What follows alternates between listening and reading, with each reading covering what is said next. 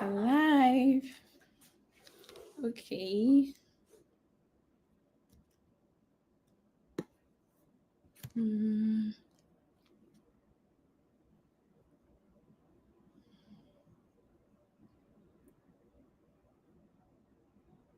Oh, we have a lot of people here already.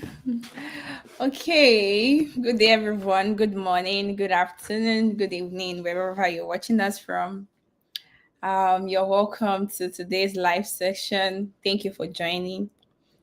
If anybody can hear me, please, I would appreciate if you can just drop a comment, probably hi. Yeah, I would appreciate that. Just to know we have people here with us.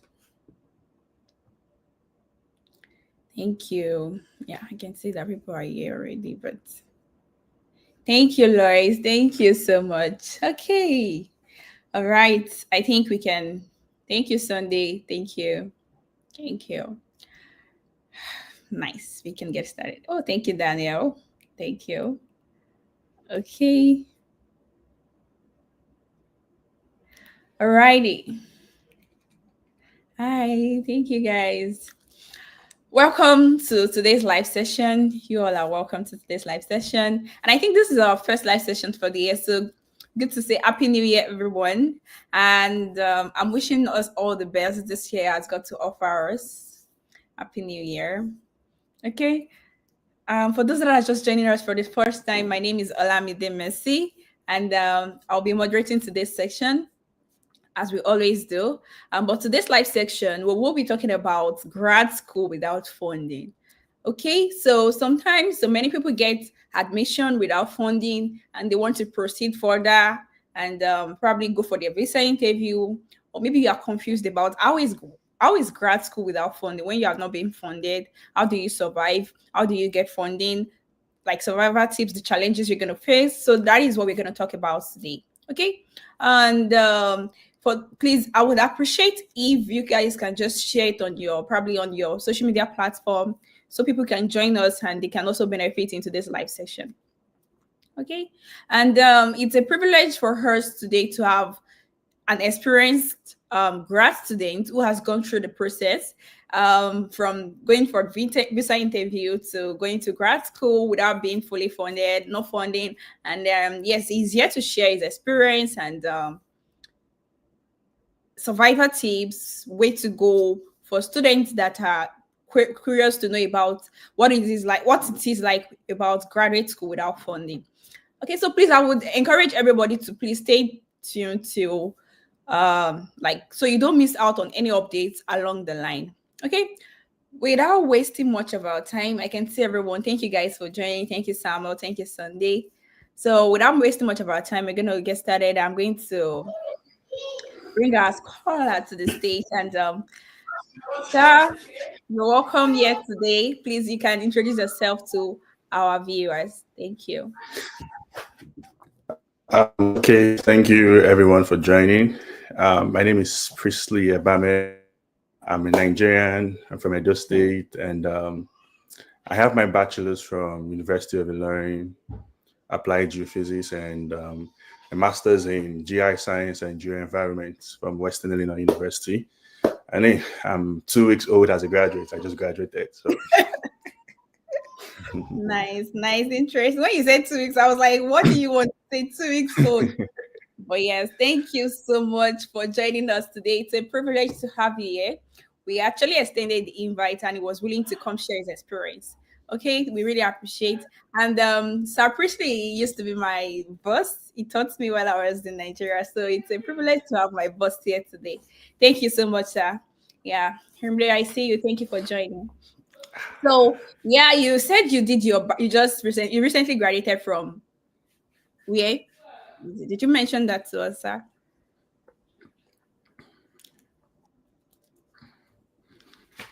Where did you recently graduated from? Can you hear me, please? yes, I can hear you right now. Yeah, okay. So you just graduated, right? Yes, 2 weeks ago. So which university? Did you mention the university? Yes, yes. Western Illinois University. Oh, Western Illinois University. Okay, nice, nice, Yeah. interesting. Um, Today, just like everybody is aware that we'll be talking about graduate school without funding. So, just probably in a sentence, can you summarize your experience as a graduate student? Like, how was it like without funding? Just in one words before we move further. We'll still talk about In the one sentence. challenges, the solutions, the survivor tips, and every other thing. But what would you sum it up as? Like, how is it like? I mean, in one sentence, I would say the journey is tough, but you can be tougher. So, Okay, yes. nice. The journey is tough, but you can be tougher. Honestly, I actually I salute you. I really, really salute you for real because it is not easy. I must say, grad school itself has its own stress. Then navigating grad school without being funded, I can tell that that is a whole lot of stress. So I salute you. You are going to share to us how everything was like later on.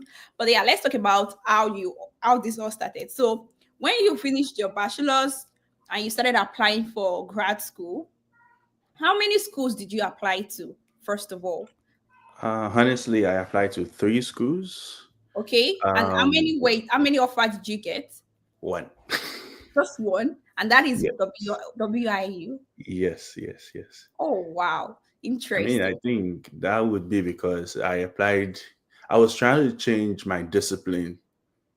So I was trying to apply into physics, in which physics was not my strong option because I felt I could do physics better because I did geophysics. So from my transcripts, I really don't have the required courses to get admitted into physics, but I was adamant on wanting to study physics. So Oh, that was really what happened with the whole thing. okay. So what you studied geophysics, and what school and what course did you apply for? I mean, initially I was applying for physics, and none of the school actually gave me admission for physics, and I think that's quite understandable because I didn't have the required credits for a physics course. But the WIU gave me a probationary admission for physics, but I checked through the curriculum and I saw they had GIS. And GIS was something I had fantasized for a very long period of time. And because it is like an extension of geophysics. So that was why I switched from physics to GIS. Oh, cool, nice, So nice. originally I did not apply for GIS outrightly. Okay, cool, So cool. That makes sense. Interesting. So you got just one admission, WIU, and no funding, no admission. Did you proceed to like ask for assistantship and all that when you got your offer? ah, yes, I did. I did, of course. So for my case, I would say ignorance played a kind of a role in it because I graduated with a 2-2. So I honestly wasn't expecting funding opportunities. So I didn't really dig depth into applications when I was doing my applications. I just looked for the easy schools, the one that would not stress me. For instance, WIU does not even require statement of purpose, no Really? letter of recommendation, honestly. So it was just you apply, fill in your details, and you just wait after 4 weeks and you get admission. Wow, this is So my first time of hearing that. So WIU, you don't write statement of purpose. no, you're right. Interesting. So you don't write statement of purpose, no letter of recommendation. No, Oh my no. goodness, that is good, man. That is So maybe a lot of stress. Wow. Interesting. So like you just applied to you got the WIU, you applied to it because okay, I'm sorry to cut you. Please, we're gonna answer every question during the course of this session. So if you have any questions, you can put it down. I'm going to come back to it. I'm not skipping any questions, I'm not ignoring anybody. So yes, back to what we were saying. You just applied without statement of purpose, letter of recommendation. So what did you submit for your application? on the application portal, you just upload your transcript, your passport information, and other personal information, and you go and sit back and relax. Interesting. Interesting. So is it like the school does not offer funding at all for anybody? I mean, WIU can be said to be called a safe school. A safe school in the sense that admission is guaranteed, Oh, but funding is not guaranteed. Okay, nice, Yeah, nice. But people get funds, right? yeah. Well, that is not the course of our discussion today. Our discussion today is focusing on navigating graduate school without funding. So, on getting your admission offer, you said you tried to you said you knew there was no funds. So, because I always hear this thing that going to the visa interview without funding, it used to be it's like a red flag, like a red flag, which everybody is aware because they understand that coming to the United States without funds can cause the students to divert the purpose of your study to something else entirely. You understand? And it can be Mhm. challenging for grad students. So that is why most times they don't recommend people that are not funded to go for their visa interview. But what is that thing like? How did you do the whole process? Did you how was your visa interview like, if I may ask? I mean, the it was just like a regular other preparation, like anyone who is funded and anyone who is not funded. I guess the preparation is the same because we are going to battle against what we don't know. But Hmm. in my case, I try to prepare for the loopholes in which could cause an obstacle for me. For instance, how do I intend to sponsor myself? Most times, I Mm, feel if you don't have funding and you're going for an interview, your stronghold should be on your funding part of it. You should be able to explain or convince the VO that, oh, I am able to fund myself, even with the fact that I don't have funding from the school. So for my visa interview, I was just asked 3 questions, luckily, and two questions was how much was my current salary, and the third question was who was going to be funding the trip. So there, I think I had prepared for that like a million times. So I clearly stated that myself and my mom will be sponsoring the trip. So I didn't okay. make it feel like I was going to be entirely dependent on my mom to cover about $23,000, which is not unrealistic. Then, if I said I have been working for the past 4 years and I'm going to apply for grad school, that means I should have some savings too as well. So Yeah. what I told the VO was I was going to be covering 40% of the expenses, while my mom was going to be covering 60%. So I felt, to my best of my knowledge, I felt I was like strong enough to pull the strings. Nice. Interesting. That's cool. That's a good one. So I think you must have been lucky getting that. Like just going there. Because some people they have to explain and explain, they will ask them questions, drill them. But our focus today is not about visa interview questions. Okay. Yeah, thank you for shipping in that anyways. So moving forward. So when you got the visa, I know you were like, oh yes, yes, this is it. I've gotten the visa to go study. So how did you what were your plans? How did you plan to manage your grad school without funding? What plans did you secure loan? Did you have savings? Like how was it like? Like I still want to know the reason. Like if I may ask this question, let me reframe because what is that thing that really motivated you to pursue your graduate school despite the fact that you were not funded? Man, first, every Nigerian will say you can survive anywhere. So Like, to start with, are you sure everybody can survive it? Like I mean, and there's a will, there's a way. okay. To start with, I had to believe I could do it, but trust me, I knew it was not going to be easy. I have a couple of friends in the US, and you're part of them. And I remember a couple of them were like, "Oh, Priestley, it's not going to be easy. It's going to be very tough without funding because we're like they have funding and they are still suffering. So not to talk of you without funding." So I prepared my mind for the worst. Honestly, I entirely prepared my mind for the worst. And when I came into the US, I was already like, no matter what happens, I'm not leaving. So I wasn't coming here with the expectation of, I'll be getting into the land of milk and honey. I was coming in to understand that, oh, I'm going to suffer for a while. But in spite of all the preparation for the suffering, I still made the shock out of my life because in all my preparation of, having to suffer and all, I never expected I wasn't going to get a campus job. So when I came in, I didn't get a campus job. And the campus job was what I relied on my activity outside my savings. And without a campus job, it was hell. I'm not gonna lie. I mean, I was homeless at some point, so it was Yeah, really, really crazy. So I would say, please your question again, so I don't digress. yeah, like I'm asking, like, what motivated you? You felt like Mm. you could do this, right? What was that Mhm. driving force behind it? I think. One, because my undergrad was geophysics, right? And Mhm. geophysics was an applied course in which Mhm. it was like springing forth well into the labor market. But for a country like Nigeria, it wasn't lucrative. So the only way to explore like aspect of geophysics and have good strong foot in the market was to go outside the country, honestly. I tried applying for masters in Nigeria, but the options I was getting for the courses were just going to be all theoretical. Nothing was going to expose me to the practical field. And I really wanted to do theory and practical because there's no point reading if you're not practicing.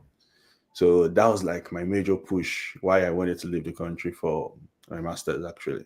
Are you sure that was your major? That was your major Yeah, push. yeah, let's Okay, put it that way. it's interesting. So I think that is one advantage. I think like one advantage schools in the US have. You get to practice what you're being taught, and it's not just the book of a thing, just cramming and memorizing. You get to put it into practice. That sounds good. So now we were going to talk about the challenges, the solutions, the strategies. You're going to give us survivor tips like Ote and they used to say experience is the best teacher. That's what I always say here. So you're going to give us your tips, but let's start from the challenges. So if I say I want to go for grad school and I'm not funded, what are the most common challenges that I should expect? And for someone like you, what are the challenges that you expect that you faced when you were doing your grad school? Because as a result of you being unfunded, not funded, yeah. Hmm. I mean, challenges will always come, either you're funded or not funded. But it's actually crazy when you're not funded. So, personally, let me speak about myself.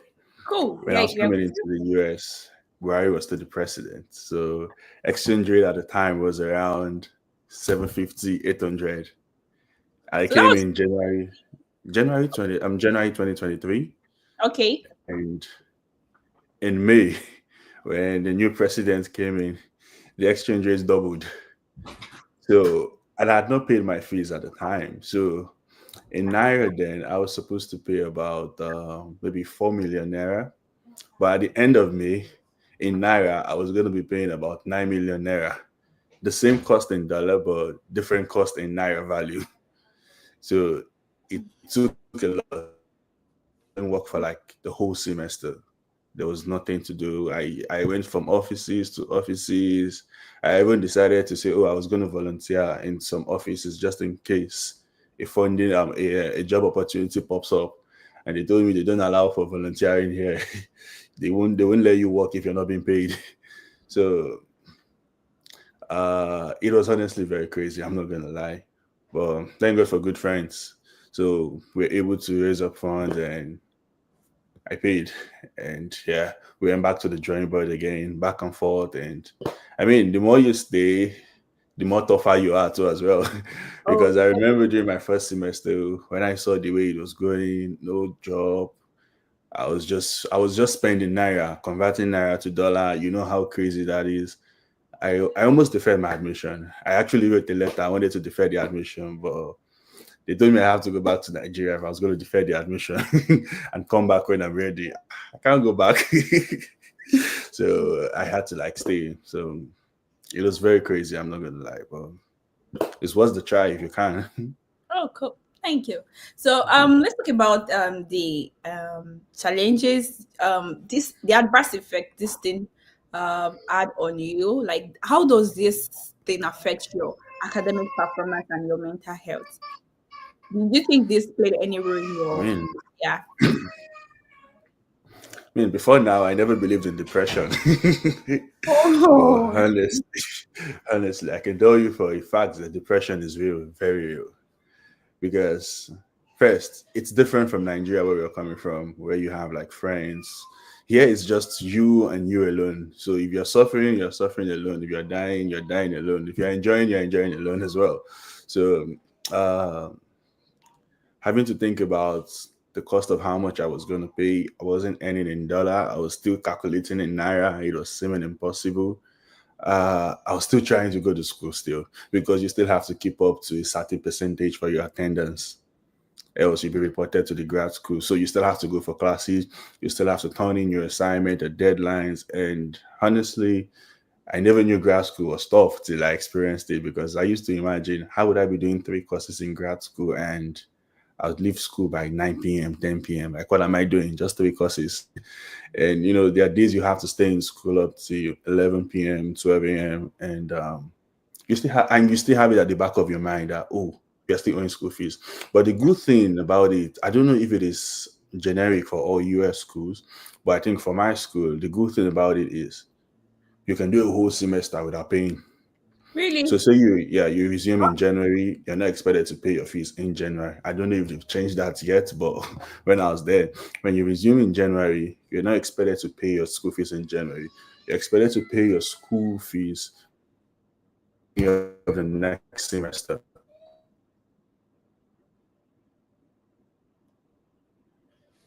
Nice. I think that's like network issue. Okay, we're gonna just wait for a couple of minutes. You guys, we're sorry for the disruption, but I think that's just network issue over there from his end. But yes, I think while waiting for him, I would just pick a question from the audience, like talking about undergraduate without funding and grad school without funding. I used to think most times undergraduates they have it's easier, I would say, compared to grad students without funding, because as undergraduate students you can easily get funding opportunities once you're here. Okay, you're back, right? Yeah, just I'm just trying to ship in something. Yeah, I lost Yeah, you for a second. yeah, sorry. Yeah. So for undergraduates without funding, that would probably be another topic for some other time. I would bring some undergraduates to come and share their experience. And I think Ibrahim, you can also look at one video that I did with some two guys, Samuel and Martins. We really talked about undergraduate lifestyle in the US, so you can watch that. But I would still probably bring them to come talk on this live to answer your question. But today we will just be focusing on grad school. Please pay attention. You can also get one or two things. And for those that are just joining us, please subscribe to the channel so you don't miss it when we have an other live session. So back to Sapristi. You're talking about how tough it is, like not paying your school fees at the beginning of the semester, the grace that is being given Yeah. to you. Yeah. I mean, so like I said, you don't have to like pay your fees at the start of enrollment. So you have up to the end of next semester or the start of the next semester to pay your fees. So really, at that point, you might really not be pressured in terms of being depressed about wanting to pay your fees, but the depression actually sets in when the new semester is coming in and the school is actually sending you messages that you cannot enroll until you pay. So it's kind of challenging, honestly, and it messes with your mental health. I'm not gonna lie. Like I said, I never believed in depression till I came here and I knew it was real. So it's pretty crazy. It's crazy because you just have to do it. This is not Nigeria where you can beg. There's no begging. There's no begging. Okay, my Interesting. network. So there's no begging. So I mean, but trust me, it is worth a try. And as much as we've had survivors from it, then it is worth a try. Okay, okay. So like if left to me, because I have not gone through the process, I can't say much about it. But I think I would not advise someone to come for grad school without funding. But I've got a lot of DMs, people asking me they want to go for the interview, they want to go. So I'm like, oh, I'm gonna bring you here to come share experience with us and let you know and let us know what you think about coming to grad school without funding. And I think probably they are listening to us, and if anybody asks me, I will tell them to come and watch this live session and come and hear from somebody that has gone through the process, so you can hear from um, their mouth and probably like make your decision yourself. So moving on, I would also like to ask, like, aside this financial burden, okay, were there any other unexpected challenges that you had during the course of your graduate program?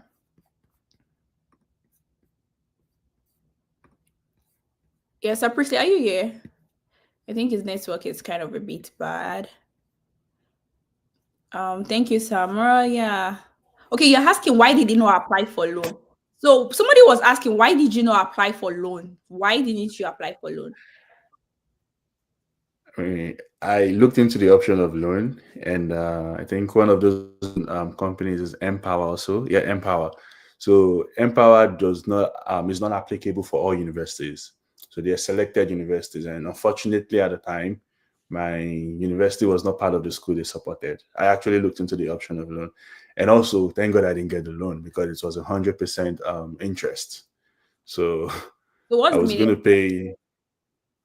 Like, what's the meaning of Huh? the 100% interest? I mean, I was going to pay times two of. Wow. So interesting. That's a good thing to take note of. So Empower, beauty. So Empower gives you like a loan, and it is 100% increase. I feel like that is a lot of money to pay back. Yeah, I think he's having some internet issues. Hopefully, we get that resolved. But I'm sorry, guys. You guys should please be patient with us. Hmm. Okay, in the course of us waiting, I would probably take on the continue while waiting for him. Oh, I you're don't know back. what's wrong, my G. Yeah, I'm it's I back think again. yeah, it's okay. It's okay. Our viewers they are understanding. So yeah. So moving on to the next question I have for you. I was asking you that were there any other unexpected challenges that came up as a result of not being funded aside money issues? How were you Outside surviving money, honestly, accommodation, no. feeding? Aside, Yeah, accommodation. were Yeah, you offered free accommodation. accommodation? No, I Because wasn't.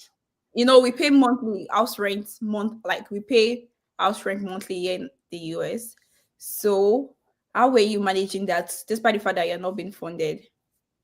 Well, like you have to sign a lease before getting an apartment. But in my case, I got an apartment for a sublease, so I did not get to sign a lease. So I didn't have like any contract binded me with the landlord. So I think after a couple of months, when I could no longer afford to pay for the rent, I left. Then Where I did you left. I looked for some guys who needed a roommates, not a roommates per se, but I was just like an extra baggage to them. So they gave me a section of their house, like a cubicle. So that was where I was staying. And it was important I had to do that because there I was able to cut my costs down real bad. Because my previous apartment, I was paying about 400 every month, and I wasn't working. I was just, going to school and coughing out 400 every month. And these guys are offering to give me just a small section of the house for 150 every month. So that was 250 less. So it wasn't convenient, honestly, but you had to do everything you can to cut costs because at that point, every dollar counts. You still want to pay your fees and all. So yeah, outside the fees, the tuition fees, one of the things that was really, really depressing was the accommodation thing. It was really crazy, but I don't okay. think there's really any other thing outside those two, though. What about feeding? Feeding? I mean, they say food is not a problem in the US. There are Okay. pantries. You should go to the So yeah, pantries there and is food pantry, right? But it's yeah. not all places I think they have pantry like that, sure. But yes, I think food is not really a problem. So you were eating burger, you were eating Man, I cheese. had no choice. I could no longer eat them back. Like I feel like that's like a whole lot Mm, of struggle. But yeah, we'll go there. Like now, let's talk about the strategies. Now, if I want to go for grad school and I know I don't have funding, I want to go for visa interview. I want to come to the US without funding. What strategies are you going to give to me that I can get like that will help me along the line? hmm.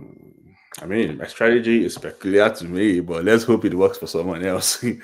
Oh, sorry, um, I want to pick a question before that. Somebody said Empower is more than 100% I mean, interest. honestly, it's crazy. I don't know, but I know it's around 100% or more.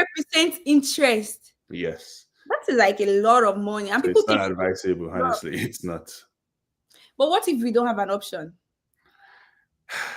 The thing is, with Empower still, it still doesn't give you the chance at the visa interview because how do you want to convince the VO that you want to go and study with a loan from Empower? It means you don't have the money. How do you intend to pay back? Hmm. So it's still, but I mean, people get lucky with it, but People get it. honestly, So yeah, people get it. So you just have to weigh your options and know like which one. So maybe I think sometimes if it's better to borrow the money back in Nigeria if you are I'm able telling you honestly, and go than go to Empower. I'm just saying, oh, I'm prodigy. I'm just saying, wow, 75K. That's a lot of money. Like a lot. But yeah, we'll come back to that. So now strategies. Give us strategies. They would say, how they used to say it, OTAB. Give us strategies that we can use to survive grad school without funding. to survive or to get there, which of them? I mean, to survive, I mean, the first thing is about getting there. So in getting there, I just feel you need to build a very strong portfolio that can actually help you ace your interview. I mean, what works for me might not work for anyone else, but honestly, I still want to believe in digging deep into the course you want to study, know more about the potential research supervisor you would be working with. That could ace your chance. And please, when you're talking about your funding, be very certain that even if you don't have the money, you just have to be certain that you have the money. You don't let anybody know that you don't have the money. I mean, I tell people if you want to lie, lie to the points that even you forget you're lying. So you just have to prepare so well. And when you get into the system here, one thing that can help you a lot is networking. Networking. Personally, I'm really not used to talking to people. I really don't know how to ask for help. But trust me, relocation will humble you. You'll be so humble that you have to ask for help. Because a closed mouth, they say, is a closed destiny. So if you don't ask for help, um, you will definitely have nobody to come to your rescue. I mean, when I came in here, I met because for Western Illinois, for instance, it's more or less like a Nigerian school. We have a lot of Nigerians in that school. Oh, nice. So when you speak to, I mean, in every 5 person you talk to, 2 persons are likely going to be from University of Ilorin. So Really? honestly, so I started talking to people. It wasn't convenient because I felt a little bit ashamed, but no cares, you're going to die. So I started talking to people. Oh, I'm a new student, though, no job, and all. And from there I met well many people that were just very interested in me. They don't know me from anywhere. They became like my family, and up to date we're still very good friends. So networking is one thing I would say played a very vital role in achieving this master's degree. So I think I don't want to ever gamble on that anymore. So I would say right from Nigeria, if it is possible right from Nigeria for you to start networking with folks in the school, I believe you should do that because those people are your immediate family when things go bad. I mean, if you have to go to the store, you have to go do some grocery shopping. It is the same people that will come and pick you in their cars and take you. Else, you just be jumping from bus to bus and all. So I would say one thing I would recommend, and I highly recommend, is networking. So Very yeah, good. That's a good one. I was going to ask you about networking, but that's very good. So now I have another question for you. Is it that throughout you did not get any assistantship, any on campus jobs, like nothing like that at all? I mean, I resumed January 2023, and I got my first campus job November 2023. And when I got my first campus job, it was 6 hours a week. Um, So I But officially you got. got Huh? something later on, right? Yes. Okay, So cool. in January 2024, I got a full time like campus job, 20 hours a week. And in my last semester, I got assistantship.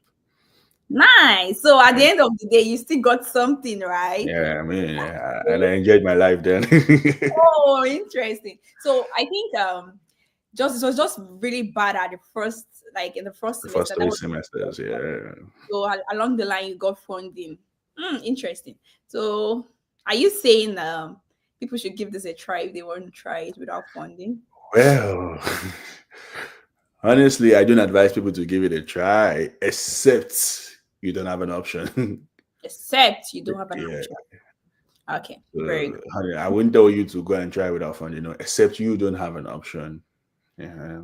Okay, interesting. So during the process when you were not being funded, like, so how were you able to like manage your expenses? Like, can you like you have to pay rent, you have to buy groceries, you have to also like probably how were you able to like stay without not getting overwhelmed? How did you manage that? I know we've talked about it, but particular like this one is particular to your survivor tips, like how were you surviving, managing everything all together? I mean, one good thing that helps me was when I was living in Nigeria, I came with a lot of food stuff, Hmm. especially Gary. It was important. Oh, you still got So, Gary. So you're still drinking Gary. yeah, I drank it this morning again. So, I don't believe that. I don't believe that. so when you come into the system, you definitely won't be extravagant in your spendings because when you see the way you have to like pay your bills, you definitely know that at the end of the month there are some certain bills that must be paid whether you like it or not. You got to pay house rent, you're going to pay your phone bills, you pay your internet. These are constant bills that you cannot skip. Hmm. So at that point every dollar counts. When I go to the store, then I do a lot of calculation. Then economics will set in. I'll do scale of preference. I probably will pick about a lot of things. And when I get to the checkout, then I begin to pick the important ones. And I feel, oh, I don't need this one. It's not like I don't need it. I need it, but if I pick it, it's going to affect the next budget. So Hmm. honestly, this place will teach you a very good sense of management. You would manage well, and You have sense. I Yeah. mean, it's for the greater good. Yeah, that's good. Interesting. I like that. So now how do you think unfunded students, how can they maintain motivation and focus despite financial stress? One thing I'll just tell you is there's light at the end of the tunnel. That's just the truth. Because I don't like using Nigeria as a bad example, but honestly, I feel Nigeria is something that is very relatable to every one of us. I mean, in Nigeria, you could be hardworking for 10, 15 years and still be hardworking without a noticeable progress. Hmm. Or even when you make progress, the government brings up something that makes your progress very insignificant. But one thing here is, as much as you work hard and you don't give up, the growth might not be a rapid one, but you can see a progressive growth as you're going through life. So, I mean, and that's one motivation everybody needs. One motivation we all need is the fact that we want to see that, oh, this thing we're doing, we can actually make one or two progress out of it. So, my first semester, for instance, it was a zero. My second semester, oh, I could do one or two things. My third semester, I could buy a couple of groceries. My fourth semester, and oh, fun, you can see like when you try to draw the straight line graph, you can see that it's a positive graph. So that's one good thing that I feel it's like a motivation for everybody. Yeah. There's light at the end of the tunnel. Yeah, exactly. There is. Okay, nice, interesting. All right, thank you very much. For those of us that we are still watching, if you're yet to subscribe, subscribe. We are still enjoying the conversation. Okay, the next question I have for you is so, looking back, what would you have done differently? Let's say you're still in Nigeria now and you already gotten all this information. So looking back, what would you have done differently regarding funding and your financial preparation for grad school? So you want to go for grad school, and what would you have done differently if you were still like back in Nigeria? I would have chosen my heart differently. Like and how? in the sense that, I mean, every decision we make is hard. Just choose the one that works best for you. For me, then, I was choosing what was easy for me in terms of the application and coming to face the hard year because I didn't want to write SOP. I didn't want to go to stress of getting letter of recommendation. And I felt my result wasn't good enough to get me funding. But the crazy thing is that I've seen people who had a lesser GP than I have and they got funding. So what I would have done differently was I would have made more research and Hmm. I would have been ready to put in the hard work in terms of writing, winning SOP, in terms of looking for letter of recommendation, and in terms of looking for schools that could offer me funding. Because no matter how crazy your result is, there's always going to be that one school that perfectly fits with what you have. So Hmm. what I would have done differently if I had the time was go back to my drawing board I don't mind if it was going to take me 6 months, 8 months, or 1 year, but it is way, way, way better than the struggle I had to go through. Cool. That's one thing I would have done differently. That's a very good one. So I think this is like a lesson. I am not, I don't mean to say it in a bad way, but like this is the lesson for everybody that is still back in Nigeria. So if you want to go through the easier routes, get ready for the challenges. So it applied to WIE without statement of purpose, no CV, no letter of No recommendation, just transcript. transcript and passport and filling in information. But there was no funding. Okay, but if he said he had a tutu, right? Second class lower. But there were people that still had lower GPA than him that applied to other schools and they still got funding and they did not have to go through that stress. So this is a lesson to every one of us that you're thinking, oh, is it because of my results? I will just go for something easy. I don't have no. I actually I talked about something like I have a video that I am about to like post soon. I said like scholarship is not for first class students. It's not just for first class students. Funding is not for first class students. There are a lot of opportunities that we have for people of all categories, like regardless of your grades, regardless of your backgrounds or your status. So he is advising us now, if you are like still in Nigeria, you want to go to grad school, go and look for schools that suit your profile. Look for schools that match your profile. It will be very tough getting it, but you can always package yourself, work on your portfolio. I think it's your notification. Just work on your portfolio, work on your writing exams, and searching for schools that match your profile. Okay, of course, you can't say you have second class lower and be applying to competitive schools that are looking for 4.0 something like that, but they will still be that school that still have something for you. So that is, I think, something we can pick up from there, which is very like, thank you so much for that, Sir Priestley. I appreciate that. Now, Okay. so what about students that prospective graduate students that want to consider grad school without funding? What advice will you give to them? Okay, so they've been like, oh, I'm tired. I don't want to apply for schools that I'm not ready to do that work. I want to go through your route just the way you went through the easy route, going for WIE easily. I'm just saying it does not have to be WIE, right? But going for schools that they don't have to do stress, they want to come to the USA, no funding. What advice will you give to them? Well, don't put your eggs in one basket.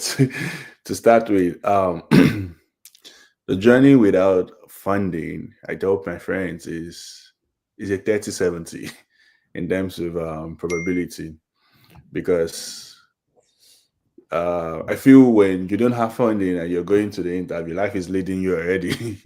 So 1 out of every 5 get approved. So it's a risk, and honestly, it's a risky one. So, like I said, if you want to go for grad school without funding, make sure you do it when you don't have an option, honestly, because it's not all about getting the You have visa. an So, option. Like you have an option. You can still apply to schools with funding. So I what do you mean mean, by when you don't have an option? Tell I me that. mean, when I mean when you don't have an option, maybe if that person has the money to pay for the fees, you get what I mean? Oh, okay, Yeah, okay. When in you a have the situation money, where you know that even if you don't get the funding, you know that you are funded enough to pay for your fees. But the disadvantage of that is the VO does not know if you have the money or not, you know. So, but if you have an option and you can apply for funding, please do it. And if you have to go through the Presley's way, honestly, honestly, I wish you the best. And honestly, no, I mean, I'm definitely going to wish you the best, because okay, it's not like okay. it is impossible, but trust Yeah, me, it is not something you want to experience negatively. cool. Um, Nice, nice. Thank you for that. yeah. If any of our audience they have any question for us, please drop your questions. We're about rounding up. Please drop your questions for us. So there is this saying, I don't know if you know must come. So it used to be like, oh yes, and that is something I believe I also support. If you don't have funding, don't go for visa interview.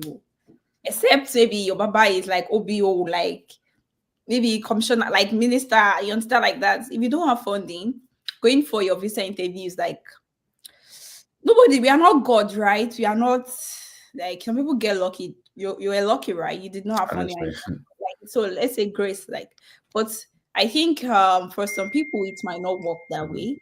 So to reduce your risk, you can decide to probably like ensure you have funding, or like just like try and get funding before going for the visa interview. So that is just what I have to say to that. Okay, while waiting for the audience, I have my second to the last question for you. Okay, so like you already talked about that you did not reach out to any, you did not like, you knew that you were not going to get funding before you went to the school, so you did not bother to ask the school about funding before accepting an offer, right? Is that like correct? Yes, Okay, so you just did not even stress to look, maybe they will give because you on the assistantship. school website, it was stated, the department has stated there that there were no funding for that semester. Oh, nice. So I knew what I was going into. Nice. That's good. So now throughout this process, like what have you learned about yourself while you were pursuing this grad school? Has this changed anything about you? Like what's any good thing, any bad thing that it has helped you? Like, okay, let me put it this way. Like, is there what is the like I don't know, I'm sorry. I'm just trying to look for the right word so you No can understand. problem. Like going through this whole process, how has it changed you? For good or for bad? What will you say? Oh, um, I would say there's always a part of us we never knew existed until life throws us challenges at us. Hmm. I mean, I never knew I was this hardworking. I never knew I was this resilient. I didn't know I was this strong in terms of, enduring pain and all. So one grateful thing I learned about this whole process was the fact that there is nothing impossible for you. You can do anything. You know, I mean, my friends that know me real good know that I don't like stress. Like Stop I like hate stress. I don't like stress for whatever reason. But the graduate school, the non-funded graduate school actually proved to me that there's no way you can't eat your cake and have it. You definitely have to work real hard. And the crazy thing is the system does not care about what you go through. You still have to yeah, meet the demands. I mean, I don't have funding is not an excuse for me not to pass my course because I already submitted a statement of account to the school that I have whatever it takes to finish the program. So how come all of a sudden you don't have that funding? nice. Yeah, So I think one thing is really gonna teach you, it's gonna test your patience, and as well, it's gonna teach you how to go through life. nice. So you've gone through the this route and you have learned like in a hard way, I mean, right? I'm still going through life. Like the rest of these, like you still like looking fresh, like There's this setting that I did on my system that I no, believe. it's not setting. It's like you're my I know you, so like I feel like it has also made you like that's beauty stronger. You're looking It's fresh. Christmas chicken. We'll come up with. Yeah, so like let's take a question from the audience. Thank you, Emmanuel, for dropping your question. Hi, Mercy. Hi, Priestley. Thank you for sharing your experience. How is he able to apportion his time while working and studying without one interfering the other? So when you were doing your TAs and all, how were you able to your assistantship, your full time? How were you able to balance it without it interfering your academics and I studying? mean, before you take up any campus job, they will definitely require for your class schedule. So you will not have working hours that would clash with your class schedule for whatever reason. Okay. So none is clashing with each other. None is clashes. So it's just like you're going to school and you're working. I think Yeah. it's virtually like a lifestyle here. Like virtually everybody work and study.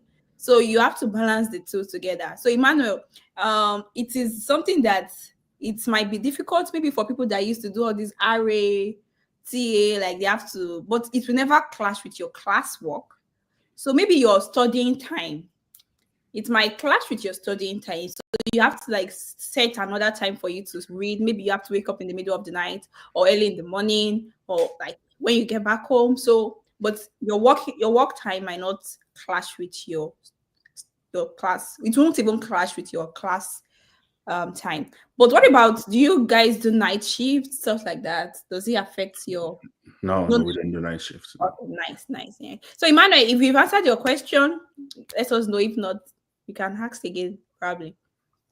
Yeah. So what if you've been promised by the institution that funding will be guaranteed, but you need to submit the financial document to get your I-20? Yeah, this thing is always tricky. And I Mm. think I want to know it, but like they will have you to send financial documents and they will give you funding and they have funding. So why are they asking for financial documents? Remember, the fundings are donations from organizations or from noble people from the country. So anything could happen to the funding tomorrow. The Mm. funding could, for instance, my school, for instance, is a small school, and just this semester that we ended, they slashed a lot of persons. So a couple of people lost their funding. So in that situation, they need to know that, oh, if anything happens to this funding in the next semester, in the next future, you're still able to complete your grad studies without funding. Oh, cool. So Yeah. that is why. Okay, I Yeah. like that. I've never gotten this insight. You see, this is why we are all here to share a lot of information with one another. This is very important. So that is smart because sometimes they too, they are not sure. Maybe that funding is sure at their hand. So something probably they are working on their budget and they want to be sure. Oh, you can survive even if they don't give you funding. So Benedict, I think that is a good insight. You can also like have about this issue of them asking for your I-20 before they said they will give you funding later on. Okay, so somebody is asking, how were you able to balance the Ozu and academic? How? The Tell us. hustle is a campus job, right? Oh yes, Yeah. yes. How were you able to balance? Okay, okay, we've answered this earlier. Yeah, How were we you? answered it similarly to what Emmanuel asked. Yeah. So he said, Faj, I'm going to FAJ. I'm going to answer this for you just so you don't stress our speaker. So you said he was able to it did, the time for class and the time for work did not clash. Okay. So he was able to balance it that way. Probably he had to study like late night and early morning, but it did not clash. So he was able to balance it. And somebody is asking, what is the name of the school again? My school, Western Illinois University. Type that for them. I don't know how to spell Illinois. Can you spell Illinois for me? Pronounce it as Illinois. Ill. Ew, yeah, to be sick. ILLINOIS, Yeah. yeah. So that's Um, Western West. So somebody is asking again what if you have been promised, oh, it's the I same mean, question. yeah, same question. Would it be okay to proceed and go for the visa interview even after getting your I-20? I mean, if you still have enough time, you don't have to rush. Chill, yeah. Get your funding before going for the Yeah, interview. if you have enough time, you don't have to rush. Yeah, Just take so your you have time. to go back. So please make sure that you've been sure, like, okay, you are already like you confirm that, oh, they are not giving you any offer letter before you go Mhm. for the interview. So please take note of that. It's very important for you to have your funding because even people with funding, they are getting them rejected. You understand? Yeah, true. On the basis of certain stuff. So it might not even be the funding, this thing, but you want to clear that funding aspect away from your profile, from your profile. So when they ask you, who is your sponsor? Because they will definitely ask, who is your sponsor? Then you can be like, oh, my school will be sponsoring me, blah, blah, blah. Yeah, today is not for visa talk. And I'm happy to announce that in coming live sessions towards for 2025 we are in 2025 already. We'll be having live sessions about visa interviews and common questions. We'll be doing mock and just be sharing tips with students that are going for their visa interviews. So stay tuned. Don't forget to subscribe to this channel and share with your friends and colleagues. Share with people. Tell somebody about this channel. They're going to like get a lot of information, a lot of insights about studying abroad, USA, Canada, UK, Australia, Russia, everywhere. So thank you guys. Saprisi, thank you so much. We still have one more question. Somebody is asking, some errors don't appear with obvious crowns, which is our boss here, Saprisi. He has been through a lot. Is that new? Yes, with all these struggles, like, and people will not understand all these challenges that you've been through, like going from like struggling to get an accommodation, feeding, paying school fees without no job. Like you've been through a lot. You are one. Some schools merit-based scholarships that an international student can access by having a good grade. Isn't this available at WIE? Before you answer that, Samuel, he already mentioned to us that he had a 2-2. So it is not just like so it's not because like this question okay, probably I'll just let you answer that. Did your school have funding for people that have good CGPA? They have scholarship, $2,000 a semester. So it's called International Merit Award. So if you have a very good result, they're about a 4.0 in the Nigeria scale, 4 out of 5, then you get a 2,000 off your school fees. Oh, cool. Yeah. That's a good one then. I So think what usually that's what they use to substitute funding most of the times. oh, so what is the cost of attendance like? Currently cost of attendance is around 29,000. That's So still cheap. like what is the school fees? Let's not talk about cost of Okay, attendance. the school fees a semester right now is approximately between the range of 9 to 11,000 a semester. That's a lot though. I used to think it Mhm. was cheaper. Yeah, when I came in, it was way cheaper. It was about 4,000 a semester. So, okay, one thing I didn't talk about was from the first semester till I finished, they kept increasing it. Oh, Yeah, wow. because they're trying to keep the school surviving, and the only way to keep the school surviving was to generate more money from the international students. Yeah. Yeah, it's cool. It's cool. I think people can check it out if you want to try Western Illinois University. They fund international student. They call it the International Student Merit Based Award. So you can give it a try. Thank you so much. Someone is saying hi, call Emanuela. Thank you, Emanuela. Yeah. Joshua is saying, "Well done, big bro. Thank you." Christopher, I don't know him. So thank you so much, Sapristi. It's like I'm so happy to have you here. And thank you for honoring our invite to be here to share your experience with us. Many people shy about this to come and talk about this, but you've done this for us and for our viewers. We are saying thank you so much. And to end with, and can you just give a word of encouragement for unfunded students who might be feeling overwhelmed? People that are like probably they just got to the system and they are not funded. And what can you say to them? Um,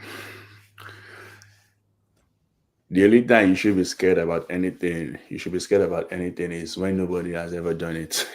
So Mm, if there's anything anybody has ever done, even if it's just one person, that means it is doable. mm, So whatever it is, just keep your head up. And like I said mm. from the beginning, the journey is tough, but you can be tougher. So that's it. Thank you. That's short and smart, straight to the point. Okay, if everything is possible. So far somebody has done it before, you can always like do it. Okay. Just believe in yourself, regardless of the challenges you are passing through. Everything will be fine. As you can see, our brother here, Sabrisi, he's a graduate. Okay. He eventually even got funding along the line, and he's a big man now. Yeah. So don't worry about the challenges, about just keep pushing and definitely it will be good. Yeah, hopefully we get more meetings like this, right? Yes, yes, yes, yes, Manuela. Thank you, Lois. I see you. Yeah. Thank you so much, guys. Thank you for joining. For those people that are joining this new year, we have a lot of interesting live sections like and we'll be giving gifts as well to people that are consistent in our live sessions during the course of the year. So I encourage everybody to please support by joining the live sessions, sharing it with people, and so you don't even miss out on any update as well. Thank you so much once again, Sir Priestley. I appreciate you. My pleasure always. Um, I think this is where we're going to call it a day. Thank you, everybody, for joining. I'll see you in the next live session, which is next Thursday. Okay, bye. Don't go.